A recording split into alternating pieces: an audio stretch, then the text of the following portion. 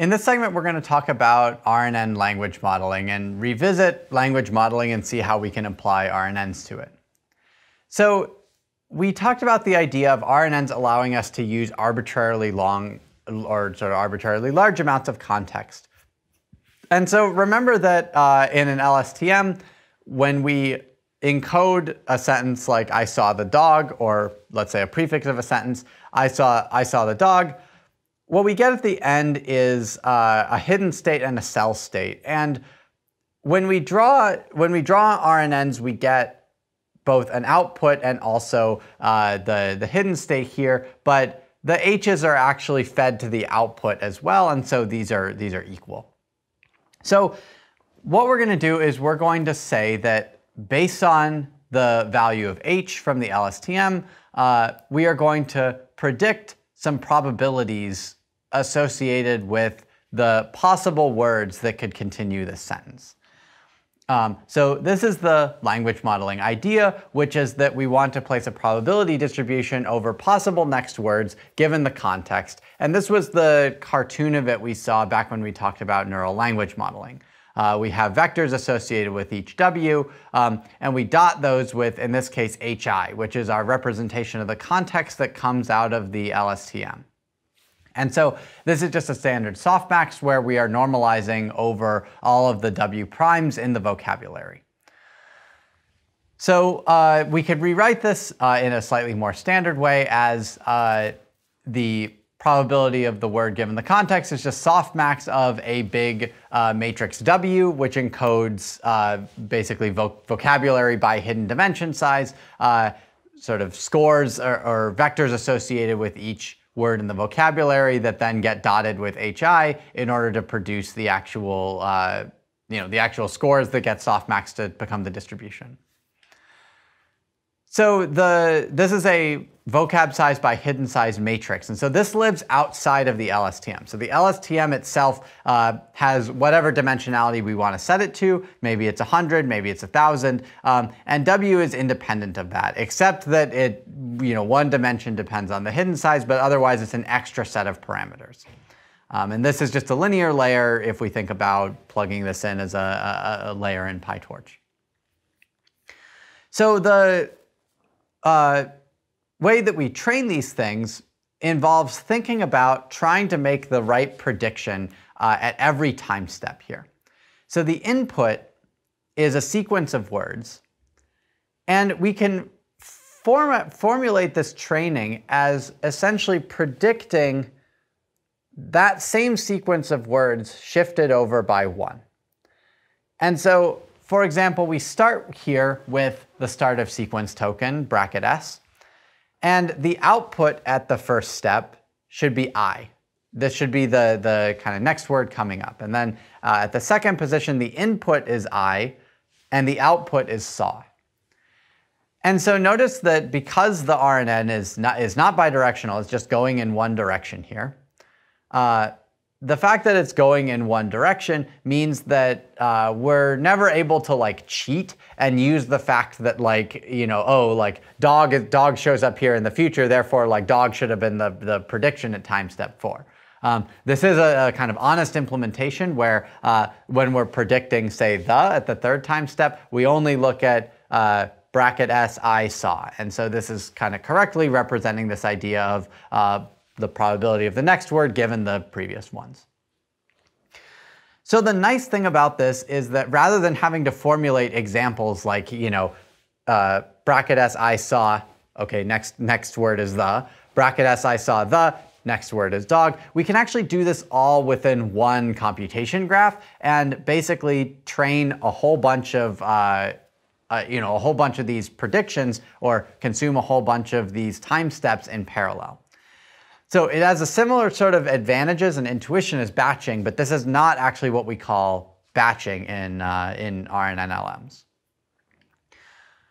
All right, so concretely what's happening is we take each of these predictions at each time step, we get the distribution of the word given the context, we compute a loss based on the negative log probability of the correct word there, and then we sum up those losses across those positions.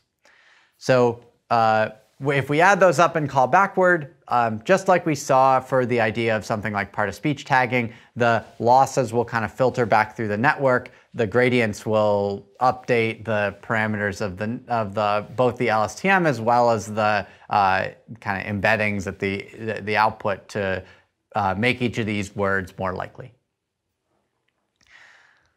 All right, so what I said was that despite the fact that we were doing multiple time steps at once, this was not technically batching. So let me tell you what actual batching looks like for LM training. What it looks like is the following. Let's assume that we have some very long context here. We're just taking a single sentence here, but generally this could be a whole document with 10,000 words in it or something.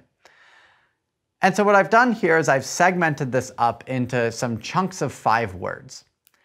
And what's going to happen is that we're going to take each of these chunks and treat it as a separate, in effect, sentence from the standpoint of LM training.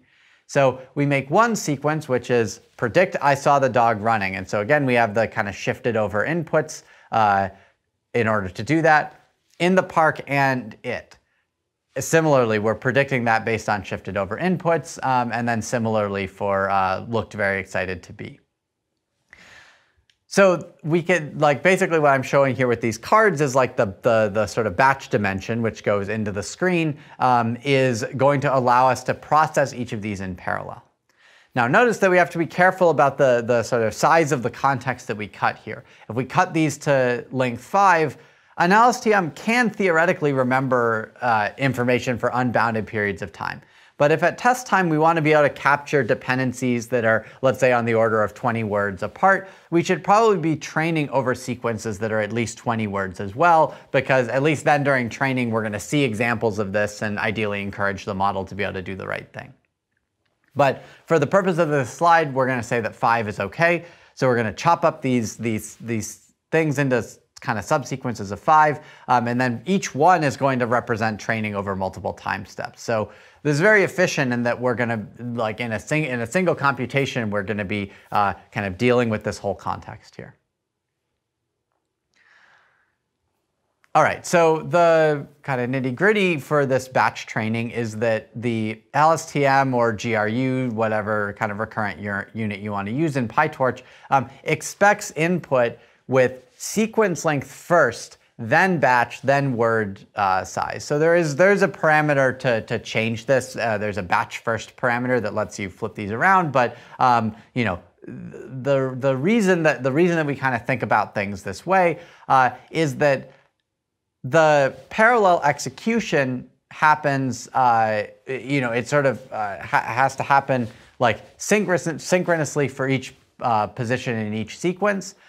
We're able to execute within these dotted boxes in parallel across the batch, but we can't parallelize across the time steps of the RNN.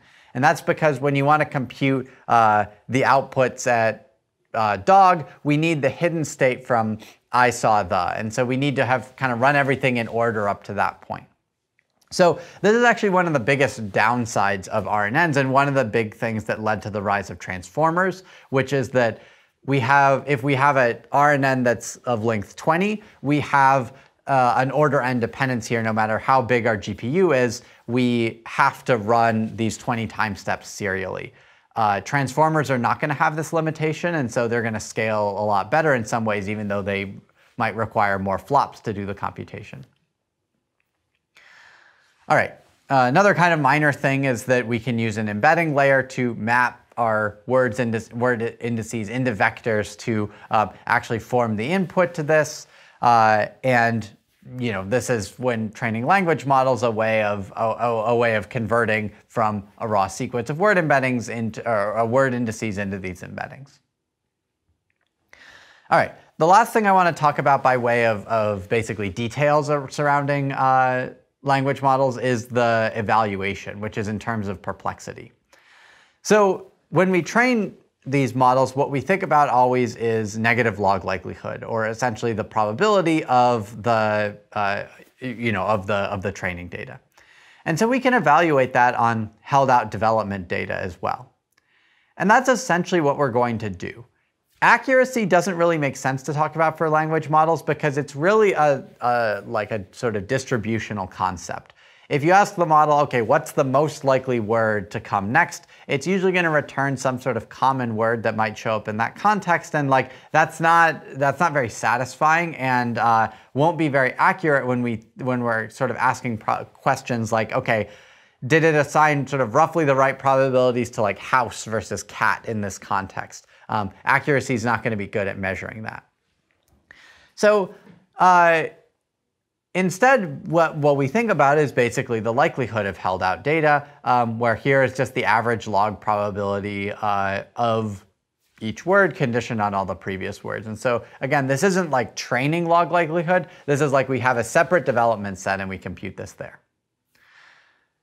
So another metric that you will often see is what's called perplexity. And this is just the exponentiation of the negation of this thing that we see there. So the idea and motivation behind this is and